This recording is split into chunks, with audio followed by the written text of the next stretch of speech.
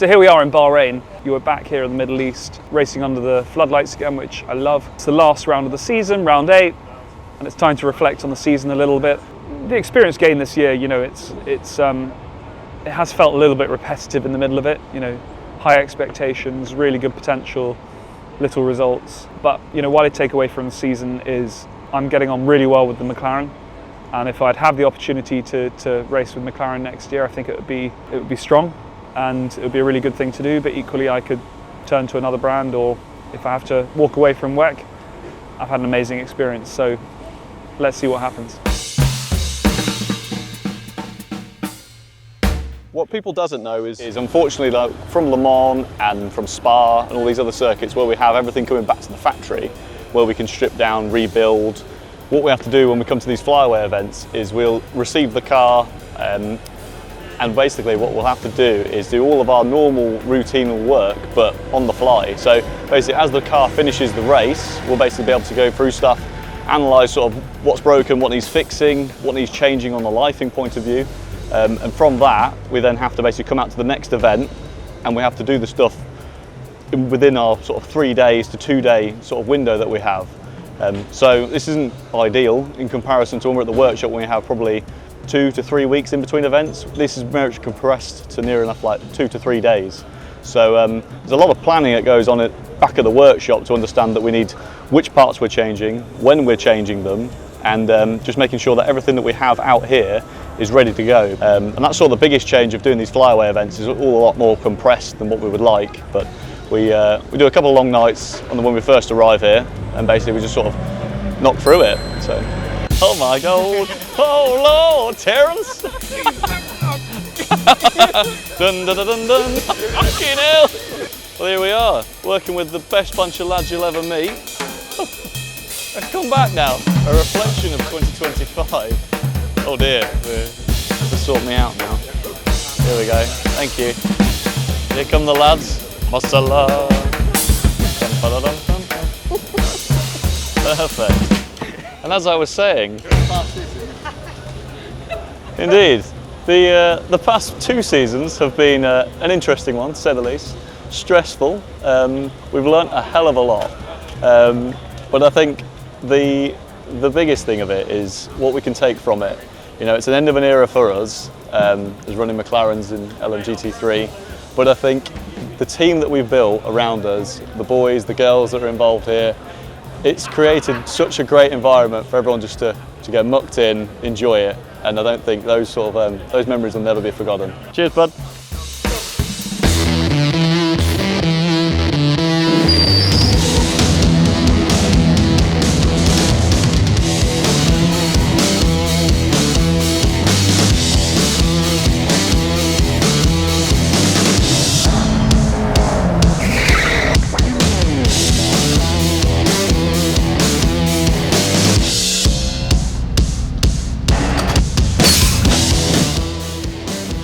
Pretty tricky session, but it always is in these hot desert-like countries.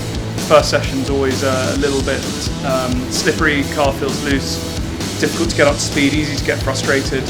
But yeah, looking forward to getting out again tonight when we're under the floodlights and it's a bit cooler and we're in the dark. And that's always a highlight for me of racing in Middle East and Asia, is that racing under the floodlights is just a completely different experience. So looking forward to that.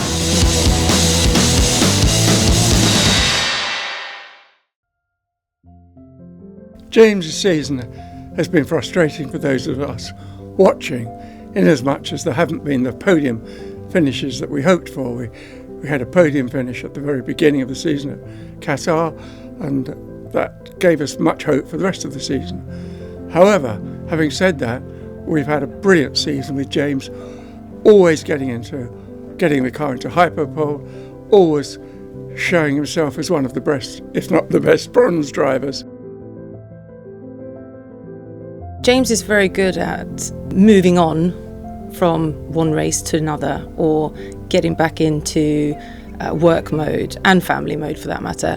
I think this year, compared to last year when everything was new, has worked even better because he's far more relaxed before going racing and after.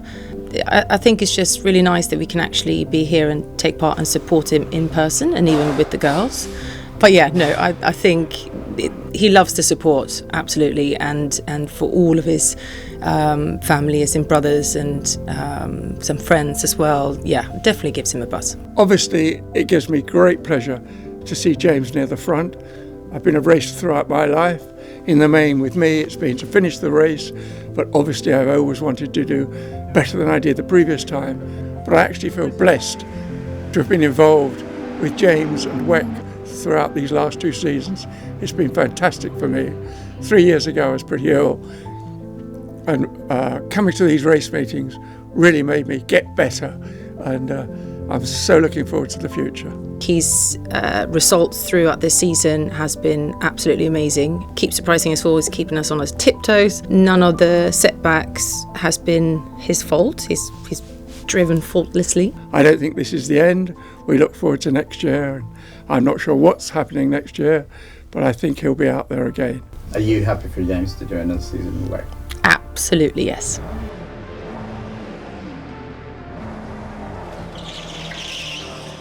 Qualifying was great and disappointing at the same time. We knew we would struggle for pace overall, and James delivered an amazing lap to be only 6/10 off.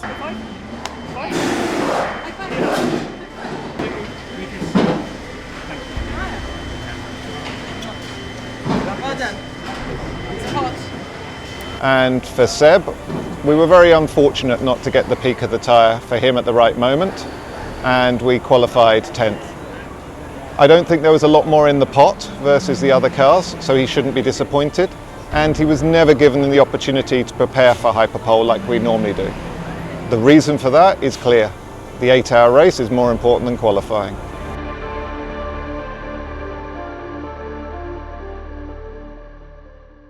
Right, we done? Yes. Great. Thank you. Help me up, please. Hi.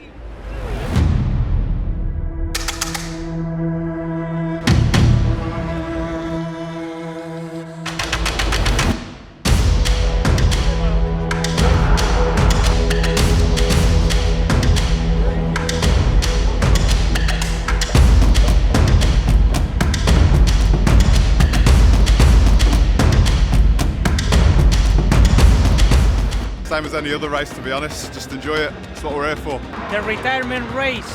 Yeah, last race. Looking forward to this one. Last race with the McLaren GT3, so give it our best shot. Stop asking me questions, I hate it. Green. It's a long run to the line and no overtaking before it. Mike Conway on the left of the screen. The Peugeot trying to insert himself straight down the middle. Number 8 already ahead, so Brendan Hartley making a better start. Lloyd Duval trying to get through there, but it is Toyota 1-2. That's a big curve, and they're 4-5 wide behind. Yeah, there was almost contact with the BMW in turn 1, and also a little bit, I think, through turn 4.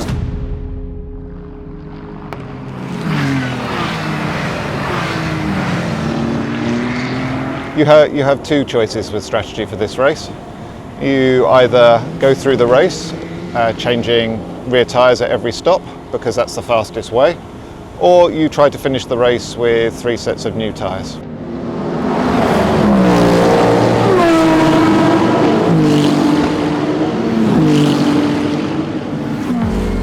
With the McLarens, this is the 59 car.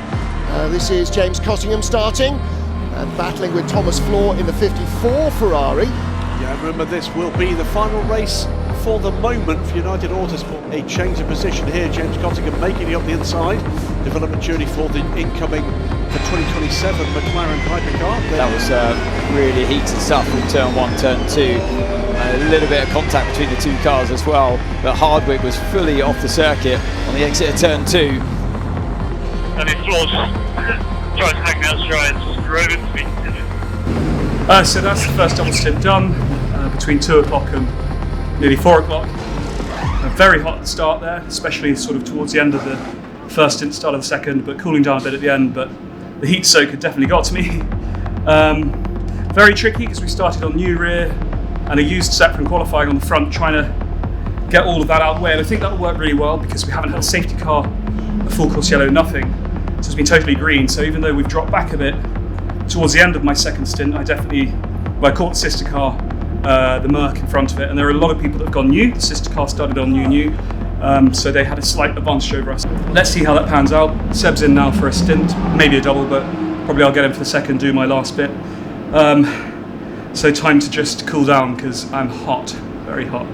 But I've got to get ready for the next stint. I've got like 30 minutes.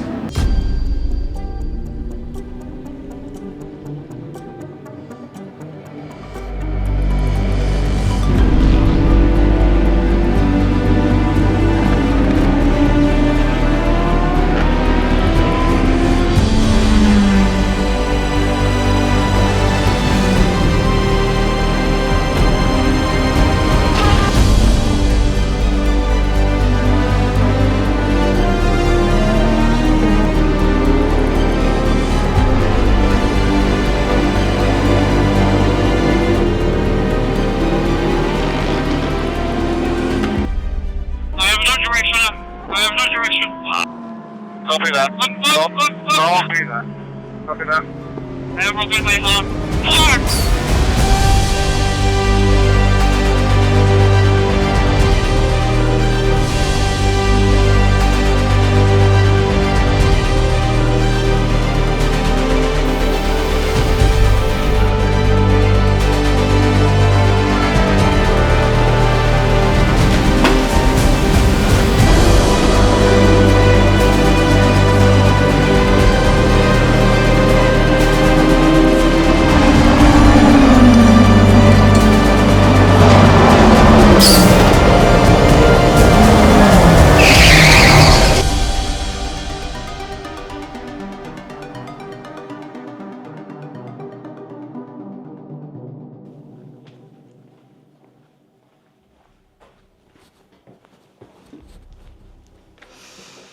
So as you saw, Bahrain wasn't the dream weekend. We ended 2024 on such a high with the front row lockout and really strong pace in the race. We started 2025 in the same way, but since then it just hasn't gone our way, didn't go our way, and a very difficult qualifying session, an aggressive strategy. We had all of our new tyres in our top pocket ready for the end of the race. But that wasn't meant to be, as we had not one but two alternator failures in the race. The second one within only a matter of laps of the first one. And in a World Championship like this, once you're in the box, no matter if it's a 6, 8, 10 or 24-hour race, you are out the race. So it was a pretty miserable way to end the year, and really regrettable for the team because it all worked so hard that we didn't get any sort of result. It felt like the ongoing theme of the year with things going wrong and bad luck and just nothing going our way. So whilst I had a brave face at the time, by the end of the weekend, I felt pretty miserable. So on the Sunday after the Bahrain race weekend, I went to the rookie test. I had a really good meeting with McLaren. The cars are going to be run by Garage 59 next year. They've got a very, very long history with the brand and will clearly be a very, very fast car next year. Hopefully without the worry of unreliability and the bad luck that we have had over the last 2 years. Secondly, I had a really good meeting with Aston Martin. Of course, ProDrive, who run those cars, have a huge amount of success over the years, and it's an outfit I'm very familiar with. Would mean driving with Johnny Adam next year, and that's also a really interesting proposition. But in the end, I decided to go with neither of those, and I had a last-minute deal come out of nowhere almost, although it had been bubbling away during the year, but I thought I'd lost it. And I'm delighted to announce that I will be racing with the world champions of 2024 and 2025, the Le Mans winners of 2024 and 2025, and the team will be called Manthe DK Engineering. I'll be racing a Porsche.